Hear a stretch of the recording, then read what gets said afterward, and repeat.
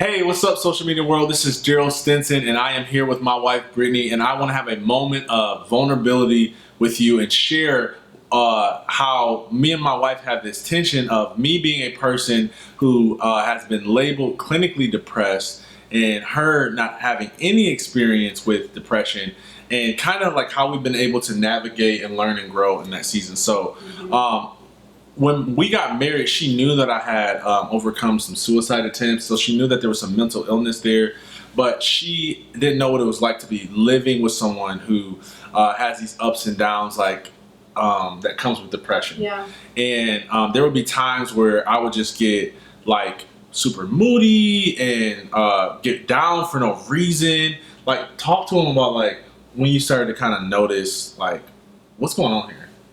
I think the biggest, I don't want to say red flag, but the biggest like, hey, something's not really right here, was when a reaction would be way bigger than what the circumstance, maybe what I felt like it called for. If we were like having a moment, or the kids were doing something crazy, and something kind of went negative, but then his mood took a really sharp turn for the worse, which is, everybody has ups and downs, good days and bad days, but it would keep him there a lot longer, and I didn't understand why that wasn't something that he could just pull himself up and out of. I really felt like it was within his control, and he was making a choice not to come back up and out. That's good. Because I remember like us getting an argument with her because she was just like, you have what it takes to get out of this rut. And I'm like, no, I don't. And she's like, but I believe in you. But I'm like, but it's hard. Yeah. And so like, I felt like she was like not understanding, which she wasn't, but like what I was going through. But the good thing is we talked about it and was able to come to just more of an understanding to know like, hey, like sometimes like it's not your fault that I'm down. You didn't do anything wrong. I did. In the beginning of our marriage, I personalized his depression almost every time. The moment he would start to get in a funk like that, I immediately was like, what did I do? And then I would start to ask him, well, what did I do? You have to explain it to me, like I didn't mean to do it. I'd get defensive and feel like it was my fault. And then I would just get upset because I knew that our whole night or weekend or whatever was ruined.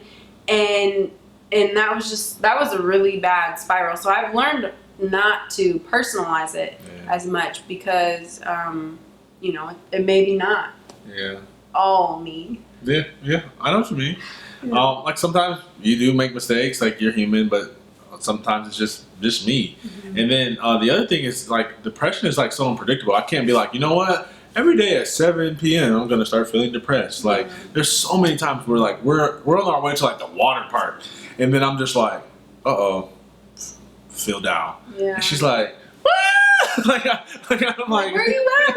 It's exciting. Get excited with me. It's like it's annoying, but it's just out of my control. I did start taking some medication which helped balance it out a little bit, which is a whole nother like thing, but still it happens. And originally she just didn't understand, like, do you not like going to the water park? Do you not want to go to Disney World? Yeah, like, do you not want to be around us? Yeah. I do know that there's been a lot of times that I've said the wrong thing. I've read these articles trying to be helpful, like what's the right thing to say? Because telling you like get over it, that's obviously not the right thing to say. But like, what's a couple of things that I've said that you were like, man, that was not helpful, but I thought I was being helpful? Well, we mentioned like saying that like I have control over it, like I can come out of it. That was a big thing because it was like I don't, and I'm like, it made it feel like I wasn't strong enough when I was doing everything that I could. I don't know, it's kind of the main thing. I can't really think of like anything else. I think taking it personal, because that made it worse, because I don't ever want to make you feel like you're doing something wrong with us with my own issues. But and I felt bad for feeling bad, like like the water park story was a funny example, but it's been moments like that, and I can't like holidays and things like that that are normally just like everybody's cheerful, and for whatever reason here I go, just down the spiral of depression, and it's like it feels out of my control. And I try worshiping and talking to people and running, and it's just like nothing's pulling me out of that rut. And you know what? There's freedom in knowing, like, look, sometimes you just gotta outlast the storm. Yeah. And it might not come at the most convenient times, but it is what it is. And if to me,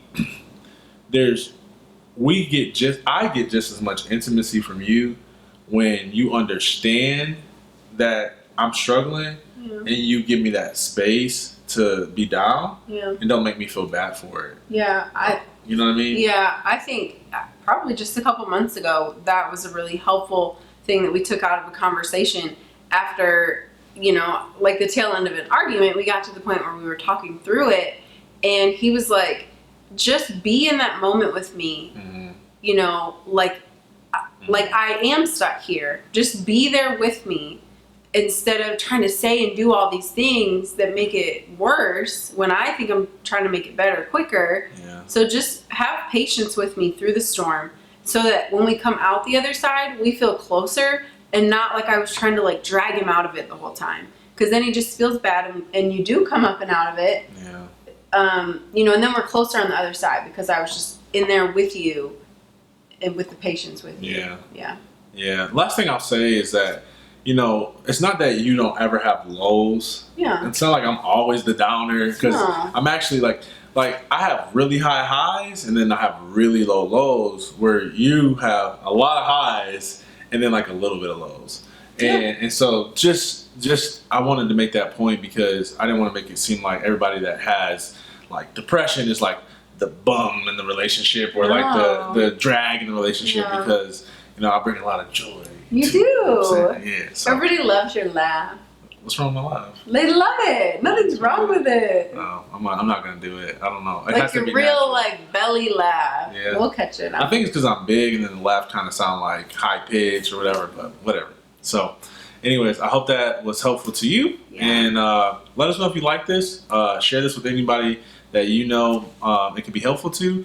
And let us know what you think, because we'll do some more. Yep.